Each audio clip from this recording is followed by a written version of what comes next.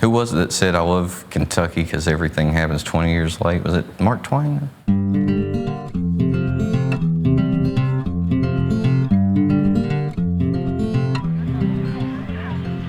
From Hardinsburg, Kentucky. Akron, Ohio. Cincinnati. From California. Motown, Muncie, Indiana. Awesome. OHIO. We came from Pittsburgh.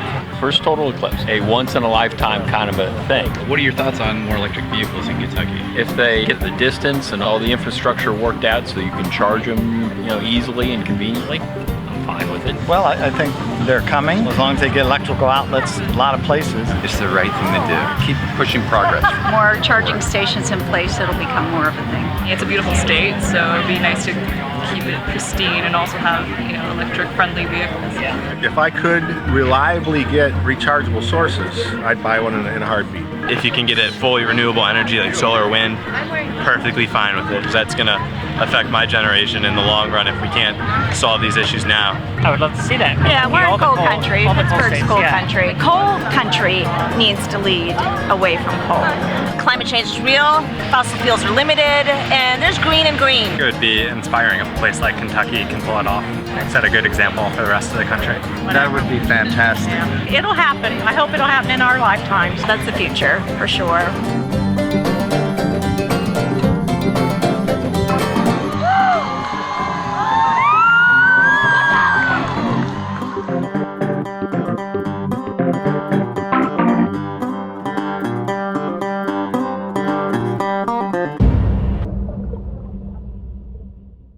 Back in around 2002, I started CalCars to get a car that nobody believed was anything more than a science project to be a real car. In 2004, we started fixing Priuses, putting extra batteries in them and putting big signs on the sides of the car saying, "This car gets 100 plus miles per gallon." The pleasure of driving silently and going to the gas station less frequently is really enormous. And it took from 2002 till around 2009, but we basically embarrassed the auto industry into mass producing plug-in hybrids. The first one was the Chevy Volt, and now you've got dozens of others. And we had a Chevy Volt plug-in hybrid, the 9th one they produced. And now we have only electric cars. This electric car runs on the solar from the roof there, and its message to people is we don't need fossil fuels, especially coal.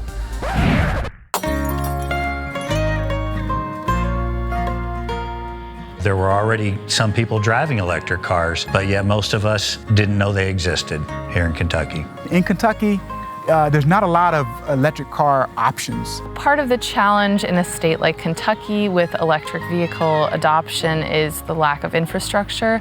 There are 2 billion cars in the world, and it's going to take a long time for new electric cars to become a significant part of that mix.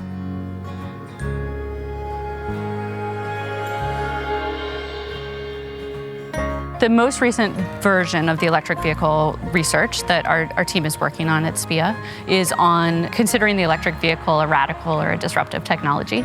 We're trying to think about what might encourage this technology to take the full jump, if you will, to becoming mass-produced and mass-accepted. I've had my car just over 3 years now. I really can't rationalize buying another gas-powered car as long as I have this kind of an option. Anyone buying a new car is going to be really having to look for a good reason not to buy an electric car within a couple of years. I worked with the Tesla people just to help them locate the supercharger because I had a Tesla. We made a space available for them, and it's worked out well. It's easy to find. It's right off the expressway. I told the Tesla people, I said, look, you have all these local companies. You've got us with our bakery. You've got Heine Brothers Coffee, Rainbow Blossom, Buckhead's Grill, all locally owned companies. I said, this is exactly the kind of thing that Tesla ought to be championing. Local commerce, keeping your dollars local. This is an American-made product. This is kind of the whole point. It's really good for Louisville. There's like 120 plus Tesla owners in the Louisville area. There's a lot in town. It's surprising. We argue that it's important to not just have federal and state policies, but that the municipal level is particularly important. Ground level community efforts that are taking place to introduce the electric vehicle into people's everyday lives. I'm Stuart Unger, and I'm the president and co-founder of Evolve KY, Kentucky's electric vehicle group. Started it with John Tyson. My wife's car was on its way out, and I was considering an electric car. He had one, and I wanted to check out his car. He's a neighbor. And we started talking and ended up buying the electric car I was looking at. Had a conversation with him actually one day in his driveway. We were just talking and I was like, it might be good for us to start a group. We started the group to give EV drivers around here a voice, because we're doing something that here in Louisville, Kentucky is still considered a little bit different. We thought, oh, if we have a group, people will listen to us and perhaps we can get electric car chargers. Kind of the whole strength in numbers thing. Planned our first meeting at a coffee shop and it was amazing. We had at least 6 to 8 people. Parking lot had electric cars and we grouped them all together and it was just really, really exciting. And from there, it's really just kind of taken off. I like to call it an eclectic electric group. This was my retirement project. Gathered parts for 4 years, put it together in 2 months. I've converted a lot of people to electric cars, solar. People look at me as sort of a roughneck, a guy that they really would not have expected to care about those kinds of things. I'm in the Air National Guard here in Louisville, so I drive 90 miles from Lexington. When I'm gone now. Charge up once I get here at the Nissan dealer for free. Bury me. So where's the engine? My car when I'm gone. In my trunk, I've got a V8 under there. Bury me with my car. Cause if anywhere's wherever I end up when I'm gone, I'm gonna need my ride. Get a ride. That car looks like a bug. So please. I drive a boat. I drive a boat. Bury me with my car. Electric vehicle owners of Kentucky.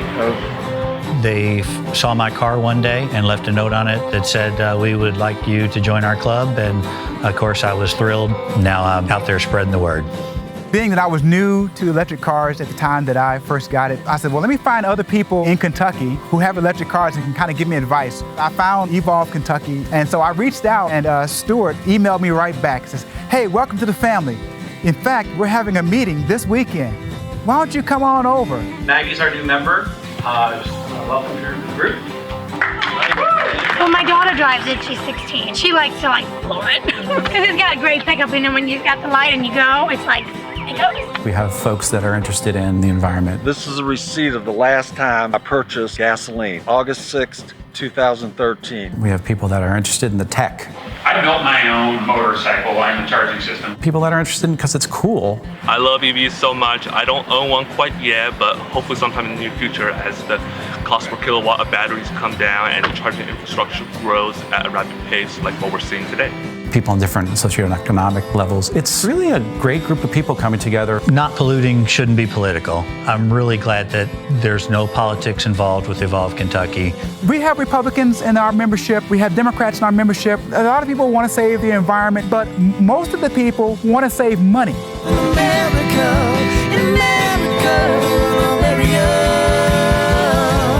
with our cars.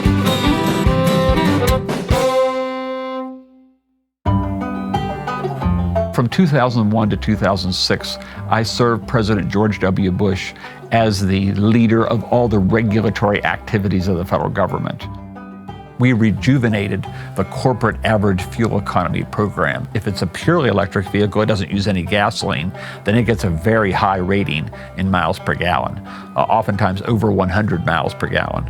There are many reasons that electric vehicles are promising, and they include saving money for the consumer, since electricity is less expensive than gasoline. Everybody's worried about, making ends meet. I had a 2007 Dodge Ram. My payment was $400 a month, and my fuel bill was $400 a month. Then when I got the Leaf, my payment was $400 a month, but my fuel bill went down to $20 a month.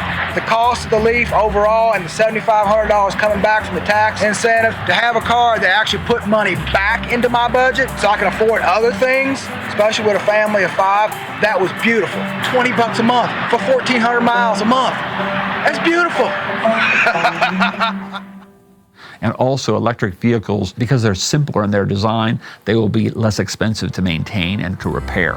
The longevity is greater. There are fewer working parts, fewer regular maintenance items, and battery technology continues to do that computer thing where it gets better for less. So that's the attraction. We repair hybrids and electrics exclusively. Prius, Leafs, Ford Focus, BEVs, those type things. I sell repaired cars to people who enjoy saving money. It's fun for me to take something that otherwise was junk and make it useful again. We also build some interesting hot rods, if you will. The heart and soul of this car is a 2009 Prius. It is capable of electric mode at speeds up to 52 miles an hour.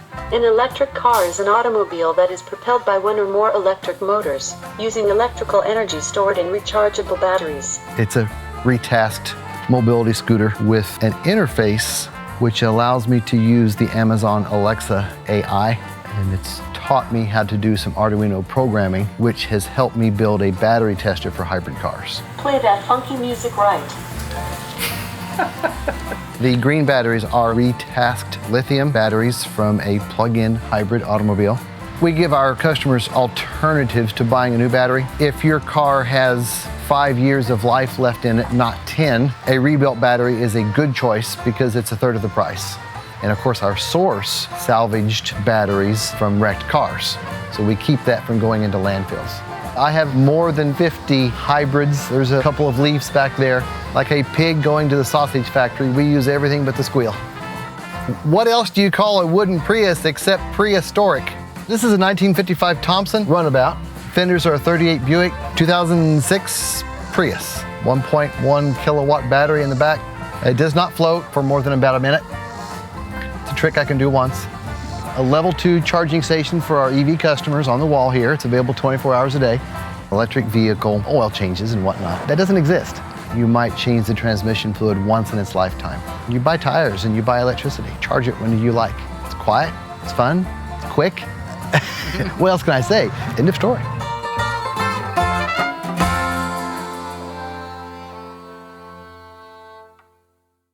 And we should remember that when people walk along streets and highways, they are right in the breathing zone of the tailpipes of motor vehicles. So it's important to eliminate the emissions from the tailpipe of a vehicle. This is what I deal with every day. I get air through here, and without it, I wouldn't be here. If you take a coffee stir and you try to breathe through it, that's how I feel when I breathe. Every day we take about 20,000 breaths. And because you don't think about it, you're not always aware of the toll that bad air could take. Even for healthy people living in a polluted environment, taking your 20,000 breaths every day can take up to a year off your life. The diagnosis came back that it was a terminal lung disease called idiopathic pulmonary fibrosis. And then they told me I had 2 years to live at the time. And that was 2014 of December, and obviously I'm still here. So I'm beating the odds. And so I'm listed for a double lung transplant, and I'm waiting on the call. It's a scarring of the lungs. I never smoked, so I was confused on how I got it. I thought, does it have something to do with living in Louisville? We're in a basin, the Ohio Valley. Everyone talks about the Ohio Valley crud. Cities around the world have this problem. If you're in a place that's surrounded by mountains and you're in a valley, then you're going to have these things called inversions, which is really bad for people with breathing disorders like asthma or COPD. As many as 44% of Americans are exposed to poor air quality in the United States. It's a very significant medical problem. 100 years ago, only about 2 or 3% of people had allergies and asthma. Nowadays, it's up to 30 to 50% of people have allergies and up to 10% have asthma. In 2015, Louisville spent about $25 million on hospitalizations and ER visits related to asthma. Diesel emissions elicit an IgE response just like a grass pollen or a food allergen. If we could cut down significantly on pollution, people would have a lot less breathing problems and a lot less allergies. I've been more sick with allergies and asthma type symptoms since I've moved here 20 years ago. So I thought maybe I need to leave, but I love Louisville and I want to stay. People are very loyal to Louisville. People love this place. They want to fix things. And when you talk about changing the air quality, it seems almost impossible. The Ohio Valley has some of the highest levels of air pollution. And as you can see, these are the same places where you have high levels of death associated. If you look at the map of the United States, the areas with the higher levels of air pollution also have higher levels of mortality. And 80% of this premature mortality is because of heart disease. So that was a surprise because most people thought that if you breathe in toxic air that you would have asthma or lung cancer, but it was primarily heart disease. We are studying the effects of these particles around 2.5 microns in diameter. These small particles, you cannot see them, but you inhale them and they get deposited in the deep lung. And from there, they affect a variety of organ systems. Breathing in bad air is going to induce a state of chronic inflammation. And this inflammation could manifest in other ways other than heart disease. We have done experiments in animal models, and we have looked at humans where we see that exposure to these particles can actually increase obesity and increase the risk of developing diabetes. And you can see the areas which have higher levels of diabetes also have higher levels of air pollution. And so the electric vehicles are likely to be a key part of the solution in diminishing the levels of exposure, improving the health of citizens who live just next to these freeways. Even with your air on circulate, you can still smell the exhaust if you're in heavy traffic. And it starts to make you think, wouldn't it be a wonderful world if all cars were electric cars and we didn't have all this pollution in the air? They are probably the most critical element in our fight against air pollution in urban locations. Creating a vehicle that is sustainable and pollutant-free is really a great idea. I think it's going to benefit a lot of people. A lot of the Institute's work is focused on systems change, and part of that systems change is making it easier for people to own electric cars and use them.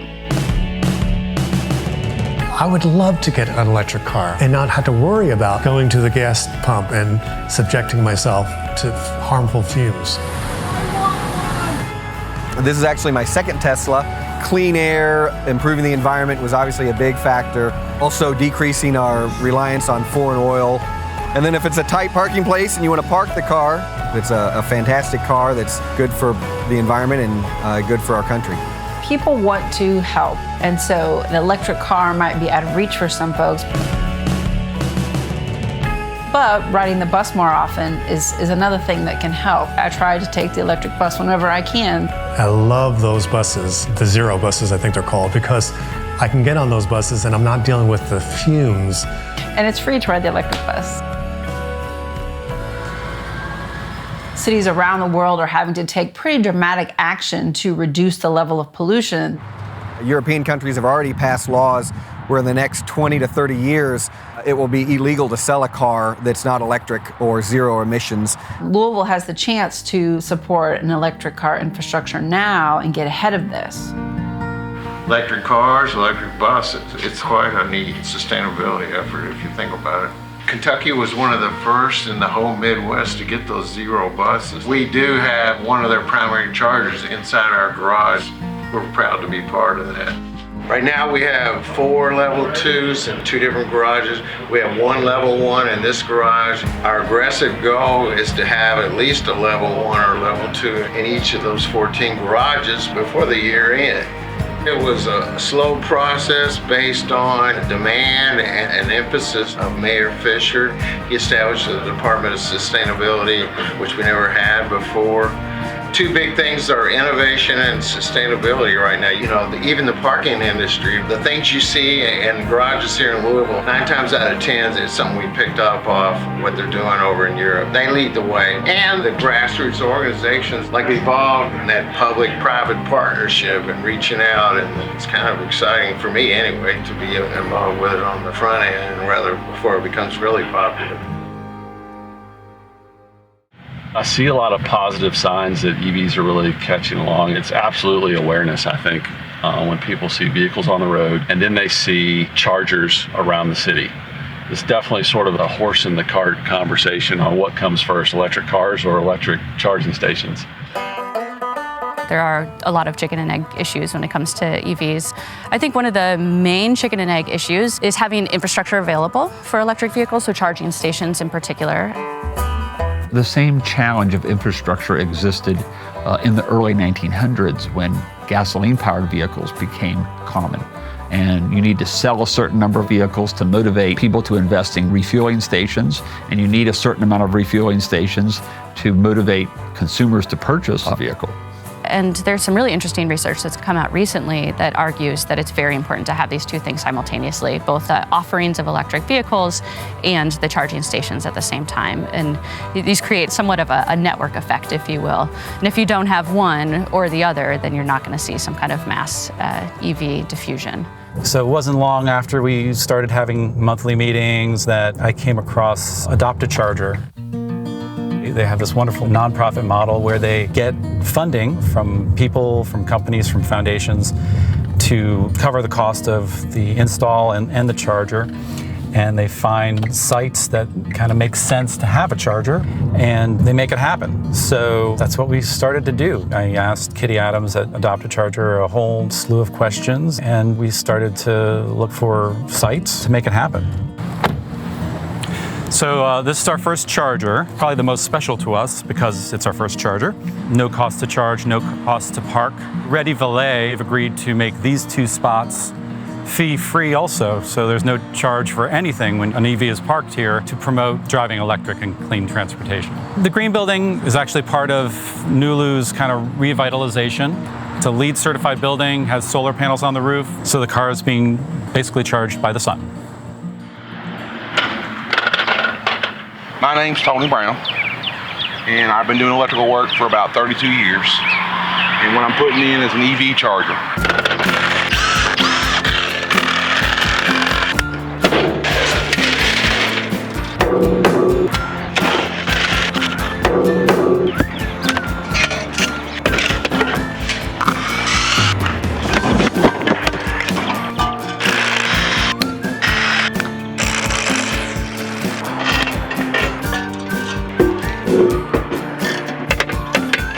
Tool makes the man, don't it?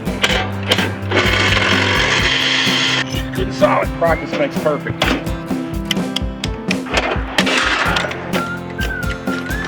Okay. And before we plug the car in, I'll check voltage and make sure everything's okay. We don't tear the car up. We'll test it.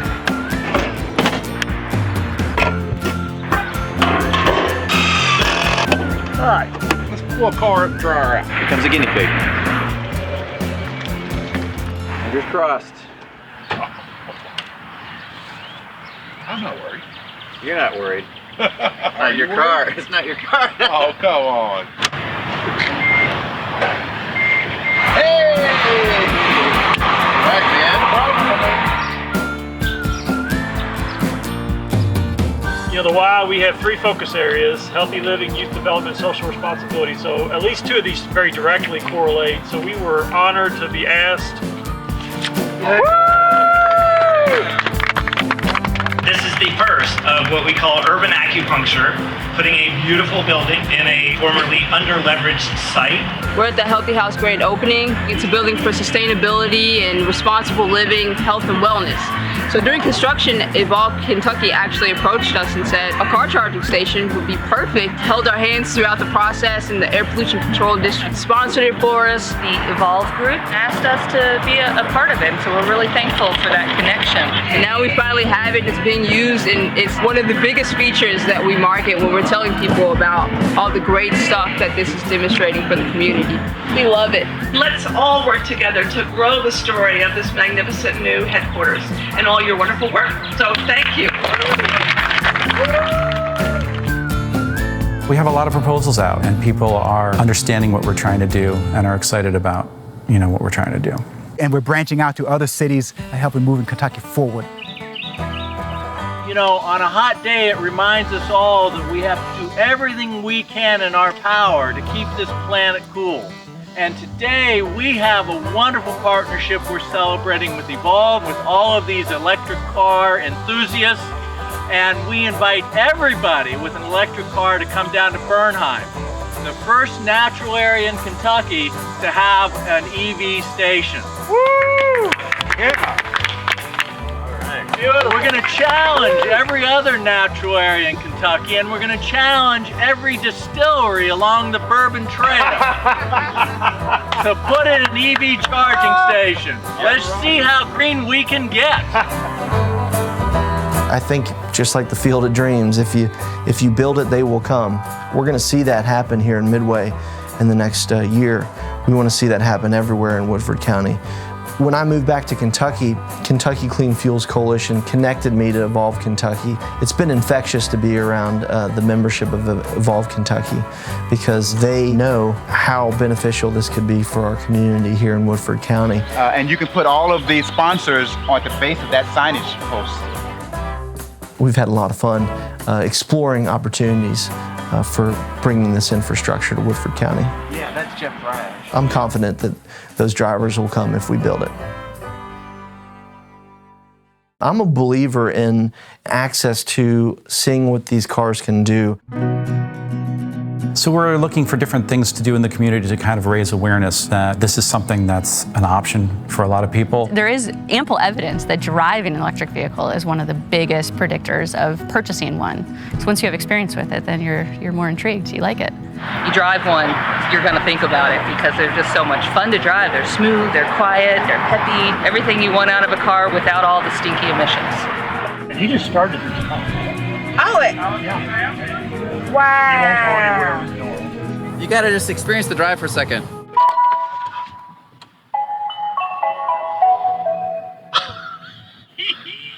That is so cool. That's how I became a believer. One ride in a Nissan Leaf to realize it's time to consider this. I am about to drive for my very first time an electric car. I can't believe it. This is so exciting. What Evolve Kentucky's underway with Drive Electric program, that's a wonderful way for showcasing what these cars are presently and what they're going to be in the future. First weekend of Drive Electric Week here in Louisville, Kentucky. We have ride and drives. You know, when we talk about we want to get off foreign oil, well, what better way than do electricity? So, of course, with the electric motor, you've got the full torque available from the whole range, so when you go to accelerate, Whether they're driving or a passenger, the most valuable thing is to actually have them experience it. You know, get them in the seats. What do you think about that? Awesome. Full car? This is awesome! First time in the Bolt. We are now driving a 2017 Chevy Bolt. I think it's great. It's quiet and it's still fast and it looks like you can get quite a few miles on a charge. A 240-mile range, so it has plenty of range. Wow, this is like awesome. You just made my day. I mean, like I have bucket list. This is like an unexpected bucket list. Base price is about $35,000, and then there's like a $7,500 rebate. It's pretty cool. I haven't ridden one of these. Everybody who has any kind of issues with breathing, asthma, COPD, pulmonary fibrosis needs a car like this. I'm serious. This has got to be the best thing that could have happened to America and really to the world. We've got an SUV that's fully electric. This is a really exciting time. I am sold, hook, line, and sinker. There's no doubt that this is the future. This, woohoo! This is so cool. We have the second generation of electric vehicles right here in the flesh. It's gonna move everything forward.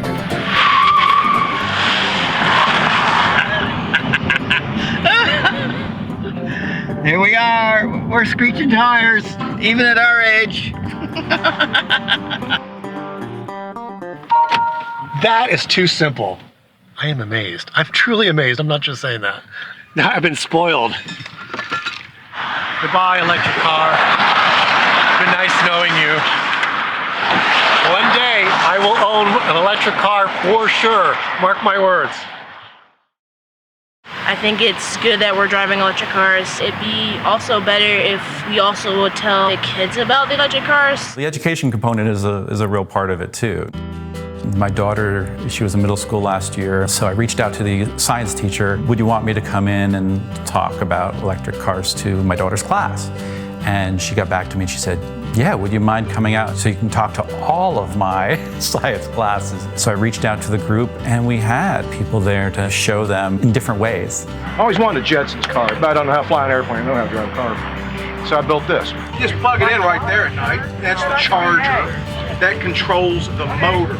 It's a very simple system. Electric motor, wheels, batteries. Electric motor, it's like switching on a blender. As soon as you press down the pedal, it has all the power available to you right then. Does it go backwards just as fast? I don't know. We have people with different experiences that are able to fill in the picture for these kids and show them that EVs are something they will be seeing in their future. There's a trunk in the front, and there's a trunk right here. Like, you have two trunks.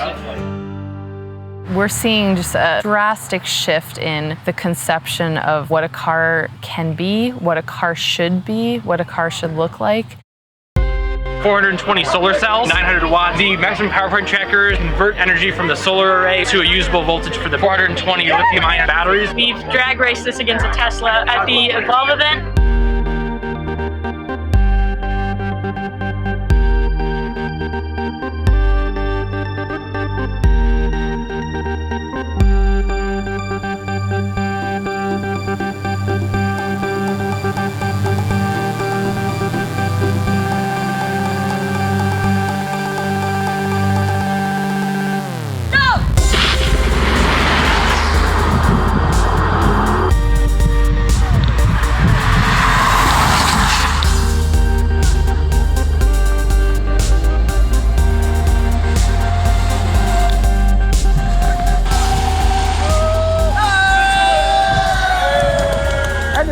Wins.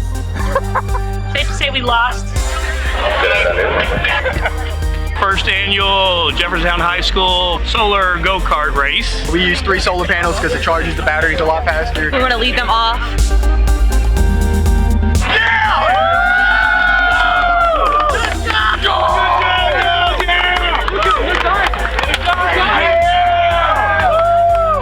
Evolve Kentucky! Drive the future! Yeah, it's definitely a cool state. One of our biggest sponsors is actually in charge of coal companies, but he sees all the good that we're doing. When it comes to electric vehicles in Kentucky, I think once they get cheaper and whenever people get educated about electric vehicles, I think it could catch on. Now you can buy them used. Mine's a 2011. You can get a Nissan Leaf like that for $7,000 to $10,000. The entry-level cars are out there. It is my favorite form of transportation. People will roll down their windows at traffic signals and ask questions. It gets people thinking. People also have a very powerful attachment to their personal vehicles. This is Betty. She's my ocean blue 2011 Nissan Leaf. It's not just some commodity that they consume. It's even on a different level than like a house that you might have. Lucy doesn't like my driveway. The Tesla's name is Lucy? Lucy. She's got her own web page and connection to Wi-Fi. I don't drive a Tesla. I wear my Tesla. Like the Indian wears his moccasins. It does what you want to do without you really feeling like you ever tell it to do it. So yeah, if you can have that personal connection to something and then it also offers the world of other kinds of innovations, I mean, that's really interesting. Morning. Good morning. Ready for an adventure? I'm ready. Eastern Kentucky awaits. Yeah. Oh boy. Oh boy, it's right. Off for adventure. We'll be back sometime. Okay, have fun. Y'all be careful. We're in Kentucky. It's a coal state. People really think about it. A lot of these EVs are powered by coal. Even powered by coal, it's cleaner than, gas or diesel. All you have to do is push the button on top, get on lock, and you're done. Easy as that. I was on a Merton Gandhi pilgrimage and a woman was giving a talk on mountaintop removal in Eastern Kentucky, which as kids, that's where we travel on vacation. And it's the part of the world I love the most. During this talk, it was obvious that the level of destruction was way beyond what I had imagined. That's when I said, okay, that was the tipping point. And so I began to search into solar. I was one of the first 2 or 3 people in Louisville that had solar. And a lot of people say, well, what's the return on investment? It paid off as soon as I made connection with the sun. Psychologically, spiritually, whatever. As soon as I saw that meter running backwards, it was one of the top 10 thrills of my lifetime. In thinking about electric vehicles and how it could be integrated into the lives of the individuals who live within coal country, it would be really important to do it in coordination with some of the other efforts that are already underway, kind of grassroots efforts that are underway within these communities. Timer, braking going on here. He was riding his brakes down the hill, and I was riding my generators down the hill. There's immense work being done on the ground right now in coal country to help these communities transition. Coal Mining Museum, there's somebody in a purple shirt. Okay. This building was the old commissary. You are currently on the Kentucky Coal Mine Museum roof. Looking at the new installation of our solar panels here in Benham, Kentucky. There's 90 that they've installed. So you see here, that's the metering base. 1/3 of the electrical power that's generated will go to reduce the bill for the museum. 1/3 goes to the schoolhouse inn, the other third goes to the city. Came online this April. We're still collecting information on our bills. One of them we'd saved like $800, and I think $3,000 up to a couple of months ago. It's doing some good. When I first heard we were going to be involved in this kind of project, I was concerned. I mean, when folks work all their life and invest that life in their occupation, and then they see you veering just a little bit away from the traditional, I thought there might be a reaction, but we've had folks that have been very supportive. My grandfather worked in the mines for a little while. My dad worked in mines for 40 years. I worked in the mines for 10. I have a son that worked in the mines for 10 or maybe a little more. And now you're working with solar panels? Yes. Times have changed. And of course, the city worked with the folks that govern the museum, so we were working with friends. Bluegrass, luckily, was able to be attached to the project at the Kentucky Coal Mining Museum to install that big 60 kilowatt array. We can live track it on SolarEdge right now. I think to date we've produced over 600 megawatts from that system. Saved the college a lot of money, saved the city a lot of money. And so that's something we're really proud of, and it's certainly got us a lot of good press. For many people, it's kind of abstract, and this could give people a hands-on experience about what this can do. We're very fortunate enough to have an opportunity like this to put on our coal museum. Nobody was really thinking about the ironic circumstances at the time. The number of different inquiries and comments was a shock to me. We're working with a number of cities, county governments, a lot of school boards, and within the next year we'll probably have about 200 megawatts of new PV installed. To me, it's the future. It's where we're headed. It's technology, and it's going to be a cheaper way for everyone to have smaller electric bills. It's being smart. Energy's our game. So if it's not going to be coal, why not solar? Why not wind? Why not water? Hydro? Take advantage of everything you can. So that's what we're hoping for. The new technology bringing us new jobs, stable jobs that don't have the up and down cycles, and more security. The great thing about EVs is as the grid gets greener, the cars get greener. It really is the only vehicle that throughout its lifetime can get greener. It's not every day that you get the chance to plug into a coal museum that's running solar panels on the roof. Right.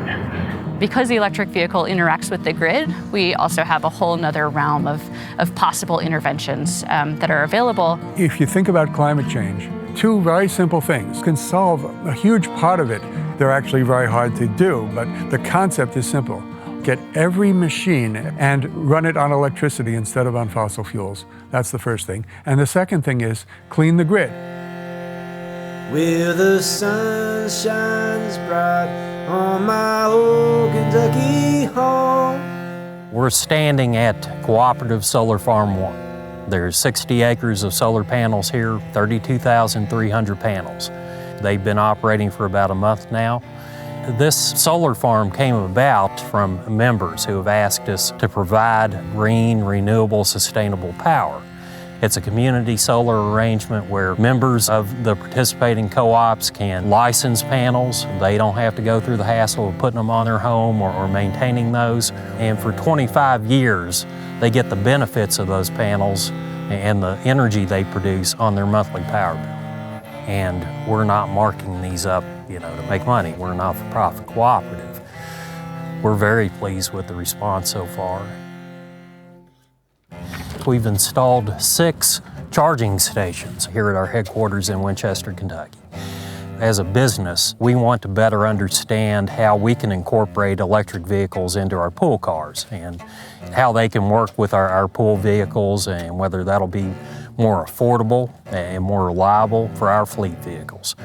As an electric company, obviously it's a way to sell power, but also looking at the roots of electric cooperatives. You know, we're all about improving the quality of life for our members.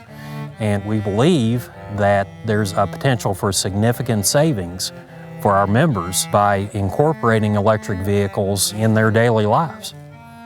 The name of this solar farm is Cooperative Solar Farm 1, which kind of implies that at some point in the future there will be a number 2, right?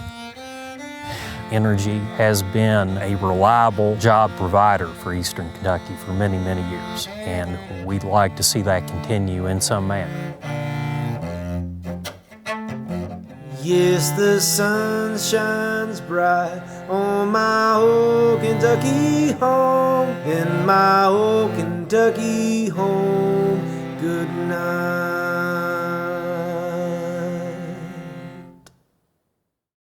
The health impacts on the United States of the coal industry are around $300 to $500 billion a year.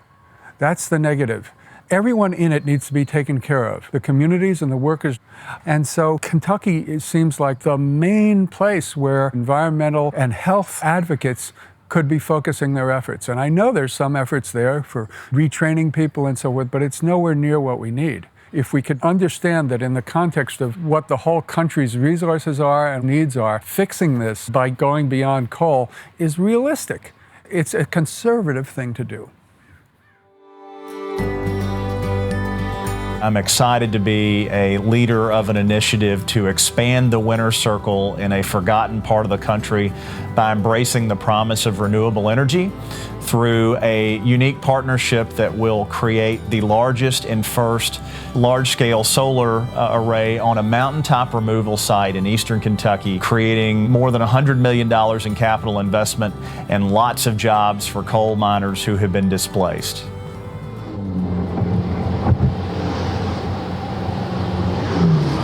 Oh, Jesus.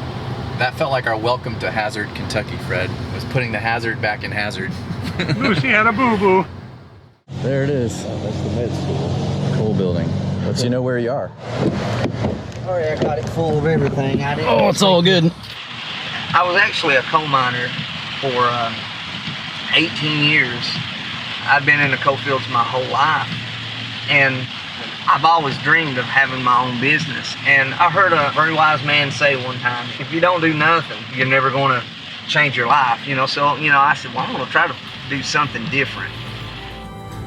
We're in Feds Creek, up on top of some of our property that our company owns. And actually, this will be section 1 of a 50 to 100 megawatt solar farm up in this area. And I think it's going to really change the area of eastern Kentucky. This whole bottom down in here will be full of solar panels. I think it's going to be an interesting thing to watch it evolve.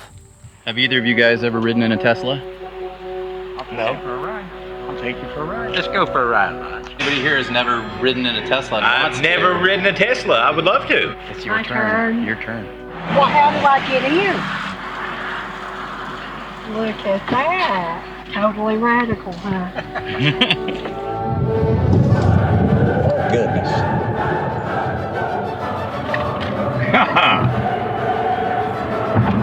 We got up to 70 already. Wow. It goes, doesn't it? It goes. Now, are you doing that or is it doing that? I did that. How many G's? I don't know about G's. It's got just short of 500 horsepower. Oh my goodness. You may have to do that a whole lot if the cops are sitting while I'm on the side. I can outrun any policeman, but I won't. Yeah, I know. I'm glad to hear that. That is absolutely amazing. That's your ride now, Fred? That is nice. I'll show you the quick way around. Gosh. That impressed me. I wouldn't have thought that thing had that much power. Wow. I mean, how many horsepower has this thing got? A little less than 500. Oh my gosh. That pickup is from the first revolution. Right. That's the characteristic of an electric motor. Well, man, Fred, I'm very impressed with this car. I didn't expect 500 horses in a car like this. Let's trade places. Okay. All right. We're getting serious now, ain't we? I've rode heavy equipment, bulldozers, crane operators, motorcycles. I've rode about everything. This is the first time I ever drove an electric car. It's amazing. Gosh, got a lot of power. Really? Autopilot? I ain't gonna eject myself, am I? Man, I don't need one of these, man. I would have a ticket for sure. We need to go get Glenn and run his vet right now. I think I could take his vet. Fred, I really enjoy getting to drive this. Coming with you guys today. You've made my day.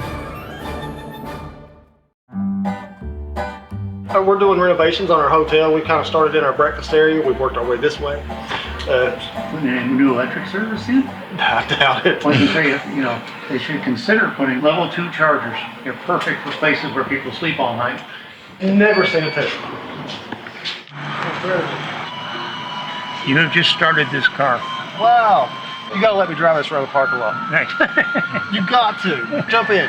This car has remarkable acceleration, Okay. so be gentle with the accelerator.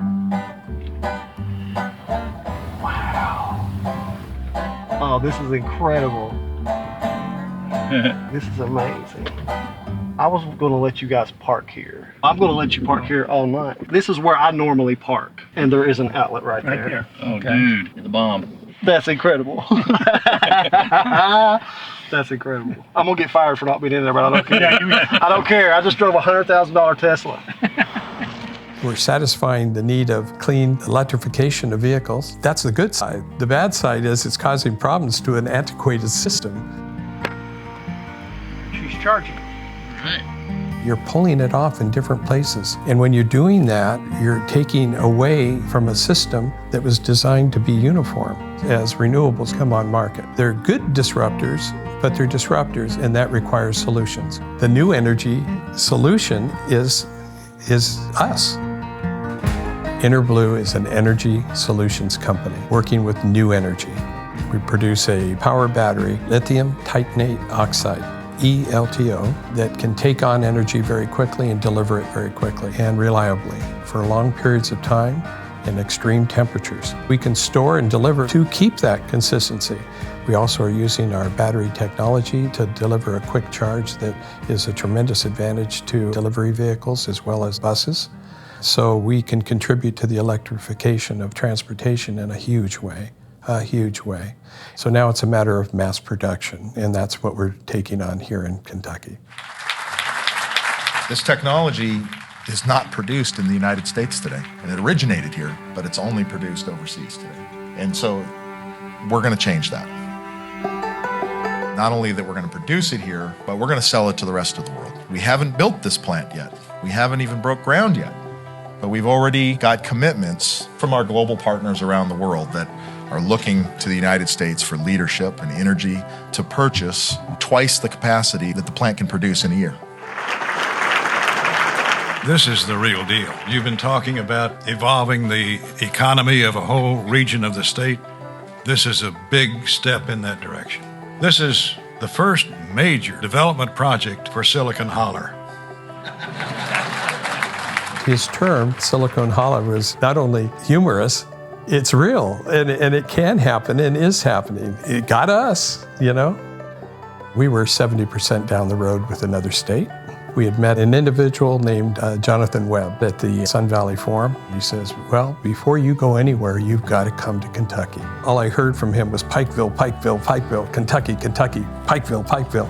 And he says, I can talk to the governor. He said, yeah, okay, sure. And at 2:30 in the morning on a Sunday, the governor called and left a message on the phone.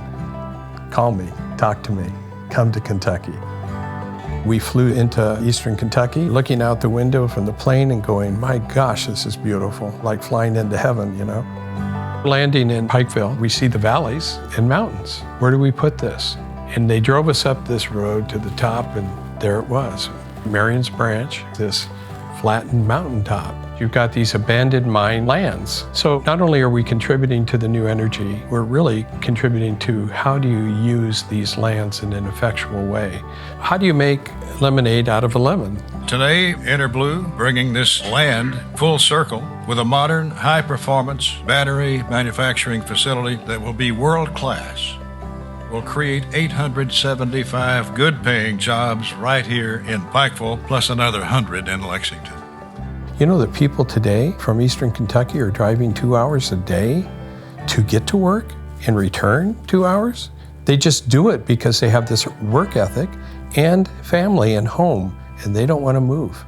In fact, I believe today's announcement will spark a repopulation of Eastern Kentucky. Today, we can start inviting those families back home. Home. They want to return. They want to come back. This is home for them, and I'm beginning to understand why. I see this as a transition that leads to transformation. This company is a transformer for this community, where we will engineer and manufacture products that will transform not only this nation, but the world. Not only the defense industry and the transportation industry, but the sky's the limit. Sustainability is not just about delivering power, it's about delivering jobs that are sustainable. We found a home here. I don't know how else to say that. It feels good and gives me shivers right now.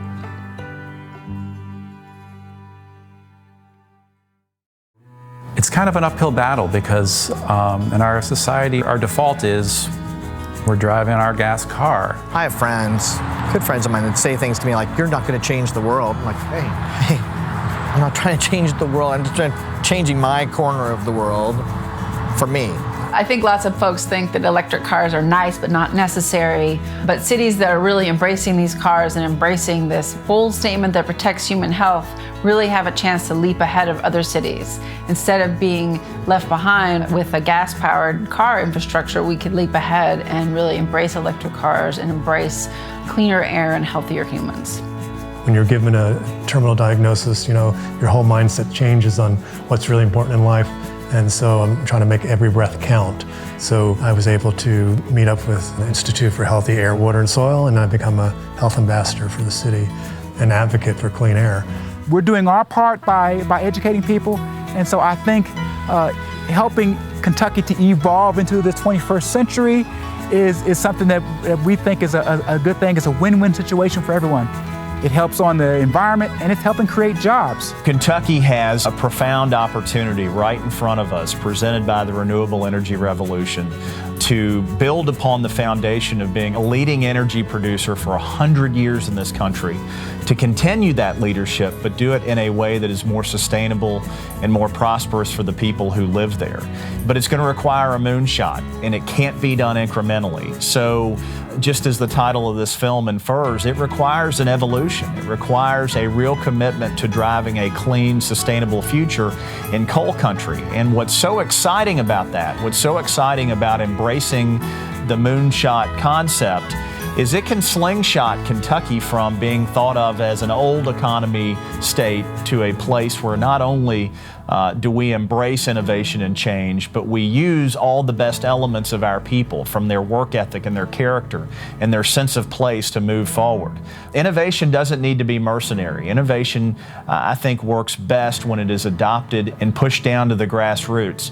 And there's nothing more grassroots in this country, I think, than the green energy revolution, whether it is consumers who are signing up to buy electric cars that haven't even been produced yet, to miners who are hungry for the opportunity to work in the renewable space. I think what we see is that the people are ready and driving the change. And what policymakers and business leaders have to do is not only reward and incentivize, but encourage people to continue to drive that innovation. Because if we do it right, our children and grandchildren will look back on this time as Kentuckians as the time that we decided to quit being victims of our past and to start writing our own future.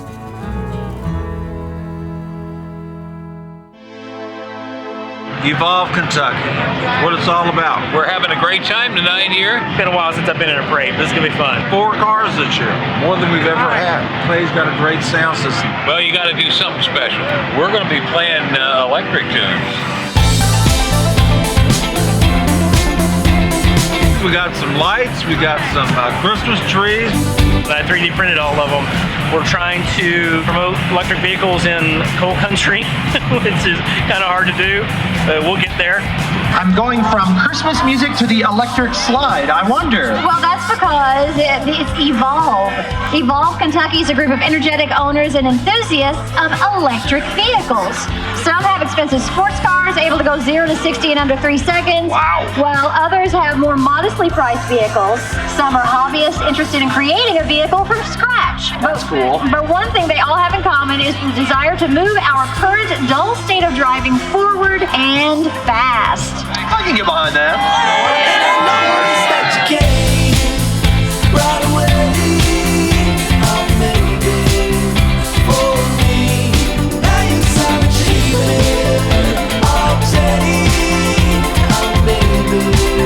We can do this. Come on, we're Americans. Let's knock it out. The sands are shifting and things are changing pretty quickly.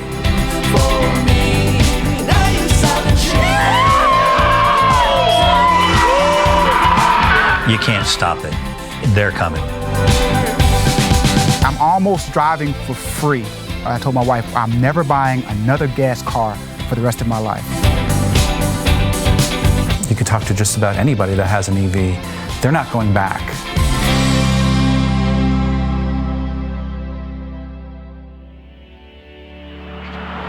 It's going to be the most exciting part of the film right here. It's like the bloopers reel. What was the temperature this morning? 26 degrees, every bit of it.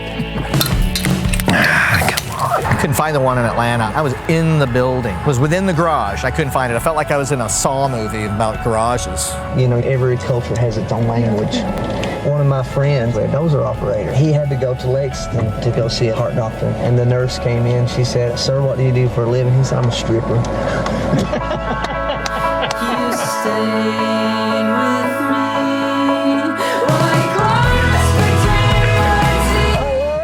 I love it. She looked at him. She said, "Do you make any money?"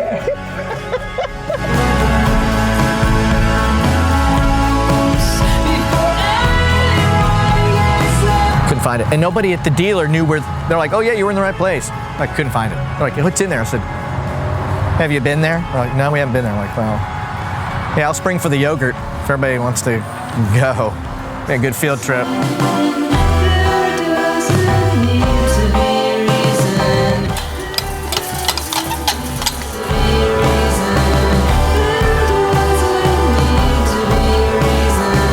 He said, "No, and she said, "I don't understand." And he said, I'm a coal miner. When I say strip job, it's not people taking clothes off. They're stripping the mountain. That made more sense to her.